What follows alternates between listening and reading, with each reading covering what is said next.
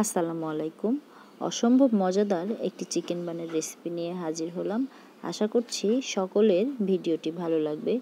Chicken bun তৈরি করতে এখানে আমার লাগছে 2 কাপ ময়দা, স্বাদমতো লবণ, হাফ চা চামচ বেকিং পাউডার, 1 চা চামচ ইস্ট, 3 টেবিল চামচ চিনি।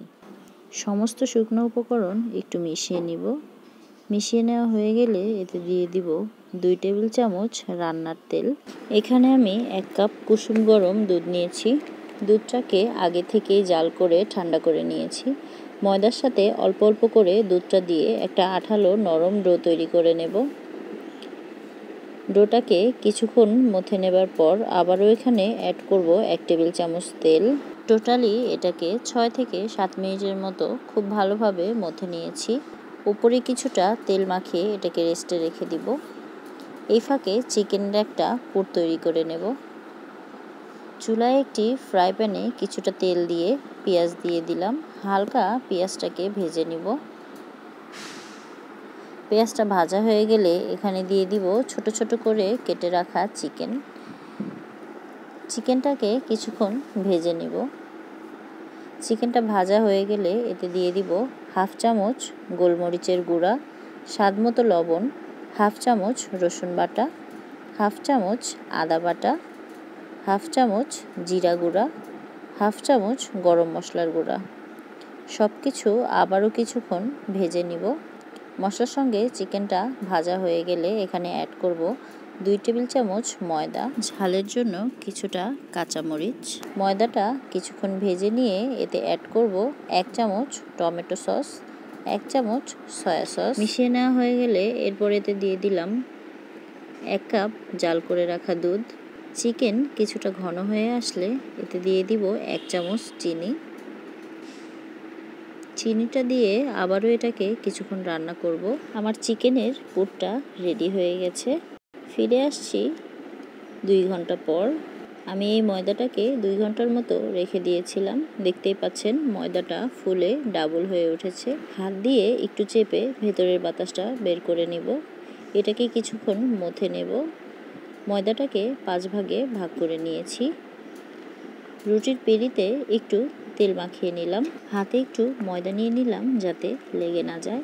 এরপর হাত দিয়ে একটু চেপে চেপে গোল রুটি তৈরি করে নেব। ভেতরে পুর দিয়ে মুখটা সিল করে দিব। এখানে একটা বাটার পেপার নিয়েছি। বাটার পেপারের উপরে চিকেন বানটা রেখে দিলাম। এখানে আরও একটি লম্বা রুটি তৈরি করে নিয়েছি। কিছুটা পুর নিয়ে রুটির ভিতরে দিয়ে দিলাম। চারিপাশে একটু পানি দিয়ে দিলাম। বাকি অংশটা লম্বা লম্বা করে কেটে নিয়েছি। একটা একটা করে এক পাশ থেকে এনে অন্য পাশে লাগিয়ে দিব। আসলে এই কাজটা বলে বোঝানো সম্ভব না, আপনাদেরকে দেখে বুঝে নিতে হবে যে কাজটা কিভাবে করছি। এই তো আরও একটি ডিজাইন তৈরি হয়ে গেল। একইভাবে আরও একটি চিকেন বান বানিয়ে নিলাম। এগুলোকে আধা ঘন্টা রেস্টে রেখে দিব। ফিরে আসছি আধা ঘন্টা পর। আমার চিকেন বানগুলো অনেকটা ফুলে উঠেছে।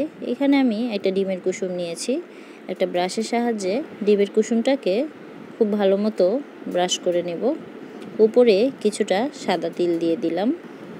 আজকের চিকেন বানগুলো আমি চুলাতে তৈরি করব।